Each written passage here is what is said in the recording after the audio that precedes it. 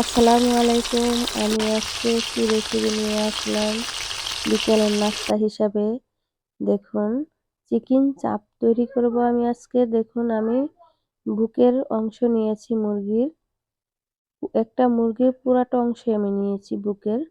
দেখুন, আমি 2 ফালি করে নিয়েছি আর কাঁটা চামচের সাহায্যে এরকমভাবে কেচে নিয়েছি। এখন আমি মসলা নিয়েছি ঘরোয়াভাবে, যেই মসলা আমার ঘরে সবসময় থাকে, ওই মসলাটা দিয়ে আমি তৈরি করব। এই যে দেখুন, কিছু নিয়েছি লং, 4-5টা লং নিয়েছি। আর নিয়েছি 2-3 পিস দারচিনি, 4টা এলাচ, কিছু গোলমরিচ, জিরা, আদা রসুন কয়েকটা, আর নিয়েছি কয়টা শুকনো মরিচ। এটা দিয়ে আমি আজকে চিকেন চপ তৈরি করব। এটাকে আমি ভালোভাবে বেটে নেব। আর দিয়েছি একটার মতো পেঁয়াজটাকে আমি বেটে নিয়েছি। এই দেখুন, আমি এখন এটাকে ম্যারিনেট করে নেব।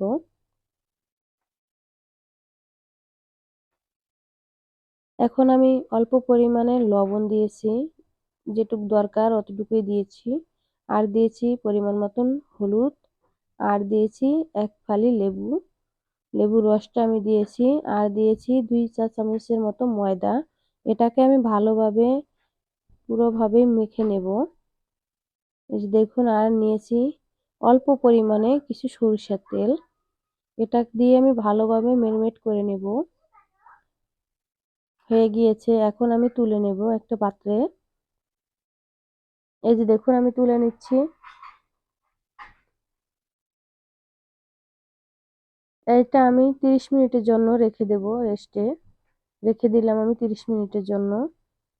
30 মিনিট পর ফিরে আসলাম রান্নাঘরে। প্যানে আমি কিছু তেল দিয়ে রেখেছি। এই যে দেখুন, একদম লো আঁচে রেখেছি আমি। এই যে দেখুন, এখন আমি আঁচটাকে একটু বেড়ে দিয়েছি যাতে পিঠটা সুন্দরভাবে হয়, আমি উল্টে দিতে পারি তার জন্য।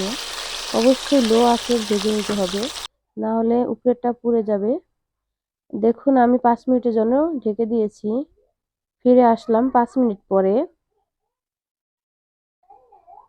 দেখুন, দেখতে কতটা সুন্দর হয়েছে, আর ভিতরটাও অনেক সুন্দর সিদ্ধ হয়েছে, তার জন্যই আমি ঢেকে দিয়েছি 5 মিনিটের জন্য। এখন আমি প্রায় 20 মিনিটের মতো এটাকে আস্তে আস্তে করে ভেজে নেব, যাতে সুন্দরভাবে ভাজা হয়। চিকেন চাপটা যেন অনেক ভালোভাবে তৈরি হয়, তার জন্যই আমি অনেকটা সময় নিয়েছি। আপনারা চাইলে এরকম করে বাসায় তৈরি করে খেয়ে দেখতে পারেন। আশা করি অনেক ভালো লাগবে। হয়ে গিয়েছে, আমি এখন তুলে নিচ্ছি। তুলে নিয়েছি, দেখুন কতটা সুন্দর হয়েছে। আর কখনো দরকার নেই বাইরে থেকে কেনার জন্য, আপনারা আশা করি ঘরেই তৈরি করে খেতে পারবেন। দেখুন কতটা সুন্দর হয়েছে, আর আমি পরিবেশন করছি। যদি আপনাদের ভালো লেগে থাকে, অবশ্যই বাসায় তৈরি করবেন, আর আমার চ্যানেলটাকে সাবস্ক্রাইব করবেন প্লিজ। ভালো থাকবেন। আর দেখুন, আমি অল্প পরিমাণে কিছু সস দিয়েছি। আমার ভিডিওটা ভালো লাগলে অবশ্যই আমার পাশে থাকবেন। আর দেখুন, আমি কেটে দেখাচ্ছি ভিতরটা কত সুন্দর সিদ্ধ হয়েছে। দেখুন দেখুন, আপনারা অবশ্যই এরকম করে তৈরি করে খেয়ে দেখবেন। আশা করি অনেক ভালো লাগবে। দেখুন ভিতরটা কত সুন্দর হয়েছে। আমি কিছু সস নিয়েছি, দেখুন এরকম করে তৈরি করে খেয়ে বুঝতে পারবেন কতটা স্বাদ হয়েছে। ভালো থাকবেন, আল্লাহ হাফেজ।